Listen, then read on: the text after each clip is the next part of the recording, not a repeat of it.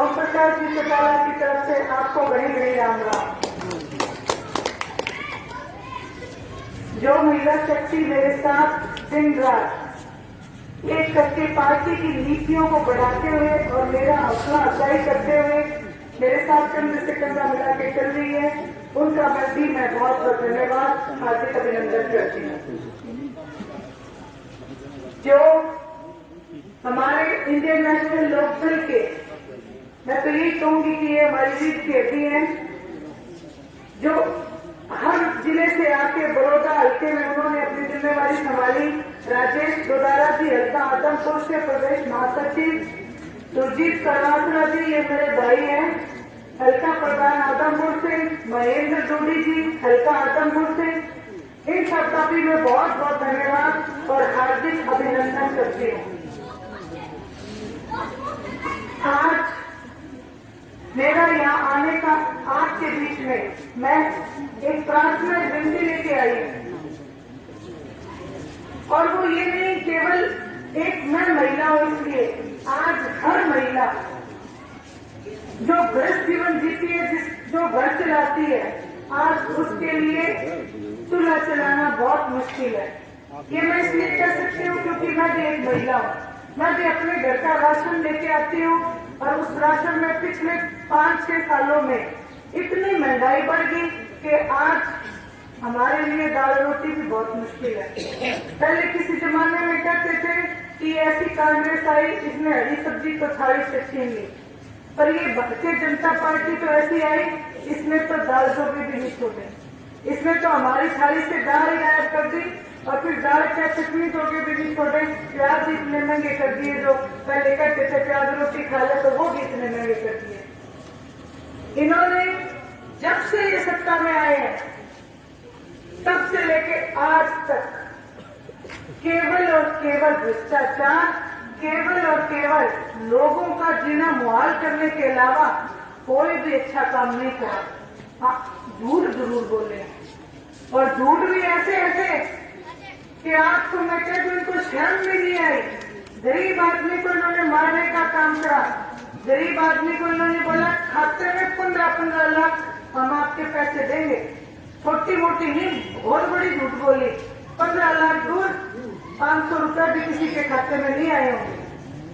फिर इन्होंने बोला कि काला धन लेके आएंगे, और काला धन के नाम पे मेरी सारी ताइयों को वो न्योड़ी याद आ गई कि जो न्योड़ी इन्होंने काले धन के नाम पे नोटबंदी करा के और सारे रुपये जो निकलवाए थे, बहुत सारों के पास अपनी जमापूंजी थी कि मैं कभी बुजुर्ग हो जाऊं, या किसी बूढ़ी ताई ने सोचा कि चल मेरी बेटी आएगी तो मैं उसको, वो कहते हैं ना मुट्ठी वाला थोड़ा सा माँ का होता भी मैं जरूर दूं, वो भी इन्होंने नहीं छोड़ा। काला धन हम जैसे आदमियों के पास जो जीवन अपना जीते हैं उनके पास कब से काला धन होगा। काला धन वाले तो घपलेबाज, देश छोड़ के भाग गए, वो बाहर बैठे हैं, उनको पहले इसने बता दिया कि मैं ये स्कीम करूंगा, और इस नोटबंदी में हजारों करोड़ की घपलाबाजी इन्होंने कर ली। फिर आप अगर बात करूं, इन्होंने चलो ये आप लोगों को ये मार दे दी, महंगाई की मार दे दी, उसके बाद अब इन्होंने 3 अध्यादेश जो किसान के विरोध में निकाले, किसानों के लिए व्यक्त हो रहे हैं, इन्होंने किसान को भी नहीं छोड़ा। वो किसान जिसने कोरोना की महामारी में जब हमारे देश की अर्थव्यवस्था डगमगा गई, इस किसान ने उस अर्थव्यवस्था को कायम रखने का काम करा। कोरोना से बिना डरे जाके मंडियों में अनाज लेके गए, और उस अनाज की इस भारतीय जनता पार्टी ने वो बेकदरी करी किसान की कि इनको ये भी शर्म नहीं आई कि आज इनकी वजह से तुम्हारी फिर भी अर्थव्यवस्था टिकी है, तो इन्होंने उसको भी नहीं देने दिया, और उसके बदला इन्होंने क्या दिया कि 3 अध्यादेश लगा दिए। आपको मैं बताऊं, कुछ ऐसे गद्दार आप लोगों के बीच में, एक तो आपके गांव में है केसी बांगड़, एक आपके गांव में है केसी बांगड़, वो इतना बड़ा गद्दार इंसान है। इन्होंने बीजेपी के साथ जाके और हमारी जो हरियाणा के चौधरी देवीलाल जी के नाम पे वोट मांग के बीजेपी के वोटों में बैठ गए, और इन्होंने हमारे किसानों को जगा दिया, धोखा देने का काम किया। इनकी फितरत ही ऐसी है। अगर केसी बनर्जी की अगर मैं बात करूं तो सबसे पहले इनको सत्ता में लाने वाली इंडियन नेशनल लोकदल थी। सबसे पहले इनको चुनाव यहाँ से लड़वाया इंडियन नेशनल लोकदल ने। HPSC का चेयरमैन बनाया इंडियन नेशनल लोकदल ने। इनको एमडी यूनिवर्सिटी का वीसी बनाया इंडियन नेशनल लोकदल ने। 2 चुनाव लड़ने के बाद, क्योंकि ये तो गद्दार है, गद्दारी करके, और उन्होंने इतने गद्दारी करने के बाद फिर भी इन्हें सबर नहीं आया। जिस समय ओम प्रकाश जी चौटाला जेल में थे, इन्होंने फिर पीठ में छुरा घोंपने का काम करा। आज इन्होंने एक नई पार्टी बनवाने में अपनी वो भूमिका निभाई कि कहते हैं ना, जयचंद इसीलिए कहलाए हैं। इन्होंने आज के गांव में नौकरियां तक बेची। वही ओम प्रकाश जी चौटाला ने सैकड़ों युवाओं को यहाँ पे रोजगार देने का काम करा है। लेकिन मैं आप लोगों को बताना चाहती हूँ, ये कहना चाहती हूँ कि सच को परेशान जरूर किया गया। सच परेशान हो सकता है, लेकिन सच को झुठलाया नहीं जा सकता। जो सच मैंने आपको बताया, ये गद्दार है, ये गद्दार रहेंगे, आपके साथ भी गद्दारी करते रहेंगे। आप जब भी ये गांव में आए तो बेशक चर्चा करना कि चौधरी देवीलाल के पोते की बहू आई थी और आपको गद्दारी का लेबल देके गई है, तो वो आके मेरे से मिलने, मैं उनसे बात करूंगी। कहूंगी क्या कसूर तक ओम प्रकाश जी चौटाला का कि आपको ऊंचाई दी, आपने ऊंचाई पे जाके उनसे धोखा करा, तो आप इसलिए गद्दार हैं, गद्दार थे और गद्दार करेंगे। उसके बाद यदि मैं बात करूं कि भारतीय जनता पार्टी में आने के बाद मेरी जो माताएं हैं, उनको एक बड़ा लुभाने के लिए कि बेटी बचाओ बेटी पढ़ाओ। आज जो बेटियों की दुर्दशा हरियाणा प्रदेश में और जहां जहां भारतीय जनता पार्टी की सरकार है, आपने यूपी का हाथरस का कांड अभी कुछ दिनों पहले सुना होगा। जहां जहां ये लोग बैठे हैं, वहां मेरी बेटियां सुरक्षित नहीं है। जैसे कि बहन मित्रा जी ने बताया, बुटाना गांव में 2 पुलिस वालों का मर्डर हुआ, तो जब पुलिस वाले ही सुरक्षित नहीं है, तो हम कैसे इनसे उम्मीद कर सकते हैं कि ये हमारी सुरक्षा करेंगे। हमारे हरियाणा का चलन रहा है, हमारे यहाँ बेटियों की, बहुओं की बहुत इज्जत होती रही है, लेकिन इनको उस चलन का नहीं पता हो सकता।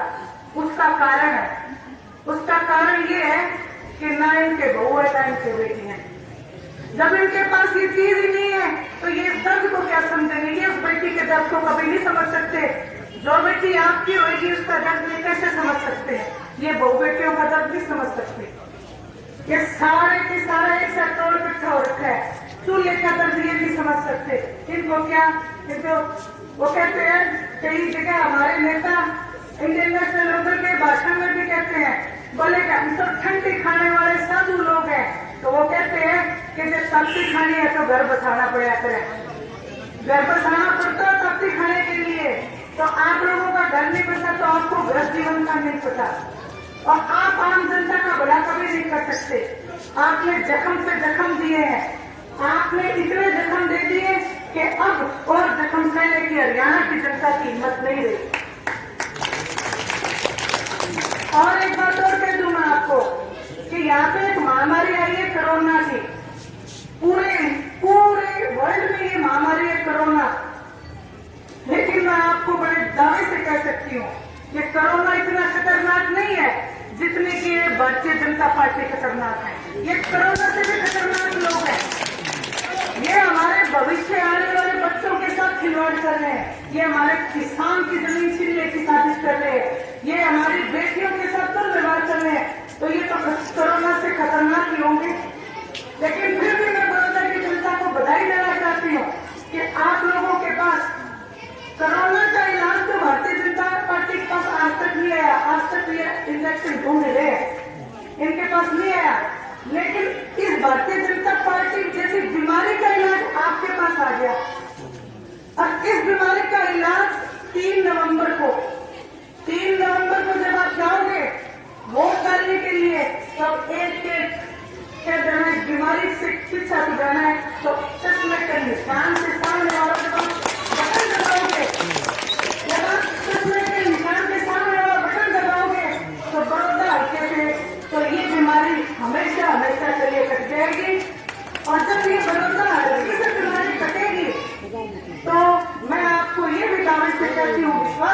चाहती हूँ कि हरियाणा प्रदेश के चौधरी अभय सिंह जी चौटाला इस बीमारी को जड़ से उखाड़ के फेंकेंगे। आज ये संकल्प लेके जाना, और जो मैंने दुख तिरक पे हाथ रखे है ना, इसको भूलना नहीं। ये कुछ बच्चे हैं जो लीडर बन के ये कहते हैं लोगों की याददाश्त बहुत थोड़ी होती है, तो ऐसा मत करना। भूलना नहीं, ना नोटबंदी को भूलना, ना ये कर्ज डंडा रहे थे, ना 15 लाख को भूलना, ना ये महामारी मैंने बताई ना, इसको भी ना भूलना। ये बहुत खतरनाक है। आज 3 तारीख को ये सारी बातें सोच के अपने साथ अपनी बहनों को भी जो यहाँ नहीं आ पाई है, क्योंकि मुझे पता है खेतों में काम है, घरों में काम है, जो यहाँ नहीं पहुँच पाए हैं, उनसे भी मेरी प्रार्थना देना कि सुनैना चौटाला आई थी और आपसे हाथ जोड़ के प्रार्थना करती गई है कि अपने बच्चों को बचाना है, हरियाणा प्रदेश को बचाना है, अपने किसान को बचाना है, अपनी बेटियों को बचाना है। इसलिए हमें इंडियन नेशनल लोकदल का साथ निभाना है। साथ कर लो, अपने मन में ये संकल्प रखना और मेरी भी बात को भूलना नहीं। हाथ जोड़ के विनती करते हो, इस बार चूकना नहीं। ये रोग यहाँ से जरूर काट देना। आप सब लोग यहाँ पे आए, आपने मुझे अपना कीमती समय दिया, क्योंकि घरों में बहुत काम है, और फिर भी आप लोगों ने मुझे सुना। आपका बहुत बहुत आभार, आपका बहुत बहुत धन्यवाद।